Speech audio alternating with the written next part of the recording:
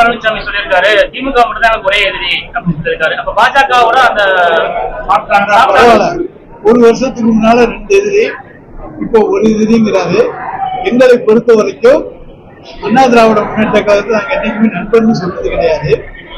அவர்கள் எதிரிகள் என்று சொன்னாலும் கூட களத்திலே திராவிட முன்னேற்ற கழகம் எத்தனை எதிரிகள் வந்தாலும் அவர்களை நாங்கள் சந்திப்பதற்கு தயாராக இருக்கிறோம்.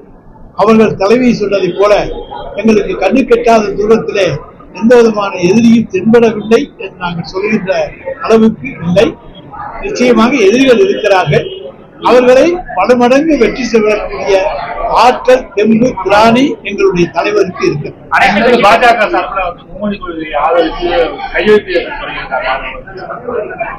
அதாவது வட மாநிலங்கள்ல உத்தரப்பிரதேசத்துல மும்மொழி இருக்கிறதா, கொள்கை இருக்கா? எந்தெந்த மாநிலங்கள் அவங்க மும்மொழி கொள்கை வச்சு நடத்துறாங்க? எங்க தமிழ் அங்க இருக்கிறதா சொல்லுங்க. தமிழ் எங்கேயா சொல்லிக் கொடுக்குறாங்களா? ஆப்ஷன் தமிழ் வாத்தியார் இருக்காங்களா? தமிழ் ஆப்ஷன் கொடுத்தா?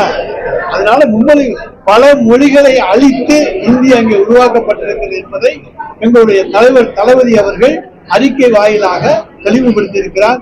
சிறு சிறு மொழி பேச சிறுபான்மை மக்கள், அதாவது கொஞ்சம் கொஞ்சம் மக்கள் தொகை கொண்ட மக்கள் பேசுகிற பல மொழிகள் அழிக்கப்பட்டு அதன் மூலமாக உருவாக்கப்பட்டதுதான் இந்தி மொழியை தவிர இன்றைக்கு இந்தி பேசுகிற மக்கள் இந்தியா பூரா கிடையாது. ஒரு காலத்துல அதிமுக பாஜக கூட்டணியே இல்லைன்னு சொன்னவங்க அந்த, அதாவது மனிதனுக்கு நாக்குன்னு ஒண்ணு இருக்கணும். அவரை பொறுத்த வரைக்கும் சொன்னாரு. இப்ப கூட ஒரு 2 மாதத்துக்கு முன்னால கூட எங்களுக்கு பாஜகவுக்கு கூட்டணி இல்லைங்கிறாரு. இப்ப திமுக மட்டும்தான் எதிரிங்கிறாரு. நல்லது. எங்களை பொறுத்த வரைக்கும் நாங்கள் வெற்றி பெறுவதற்கான வழிகளை பார்த்துக் கொண்டிருக்கின்றோம். தொடர்ந்து தளபதி ஆட்சியை கொண்டு வருவதற்கு பார்த்துக் கொண்டிருக்கிறோமே தவிர எடப்பாடி எதை பற்றி பேசினாலும் யாரோடு வந்தாலும் எத்தனை பேரை சேர்த்துக் கொண்டு வந்தாலும் எங்களுக்கு கவலை இல்லை. அது போல எங்கள் கூட்டணியும் உறுதியோடு இருக்கிறது. அதை யாரு எந்த கைகள் கலந்தளப்பும் உண்டாக்க முடியும். அனைத்து கட்சி கூட்டம் நடந்து வருது. ஒரு தீர்மானத்தை முன்மொழிஞ்சிருக்காங்க. அனைத்து கட்சி கூட்டம் நடந்து தென் மாநில பிரதிநிதிகளை உள்ளடக்கி ஒரு கூட்டு நடவடிக்கை குழு அமைக்கும்.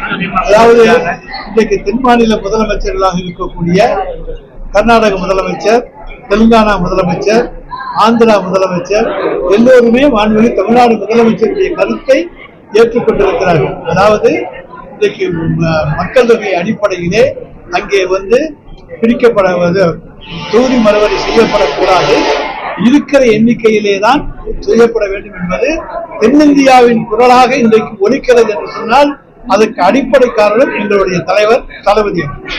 எனவே மும்மொழி கொள்கை என்பது இங்கே தென்னிந்தியாவில் நம்ம யாரும் மும்மொழி கொள்கையை வரவேற்கவே இல்லை. நிச்சயமாக ஒன்றை மட்டும் சொல்லுகின்றோம், ஒரு மொழி நமக்கு தொடர்புக்கு போதும். நம்ம படிப்பதற்கு தெரிந்து கொள்வதற்கு தொடர்புக்கு ஆங்கிலம் படிப்போம். தொகுதி வரையறை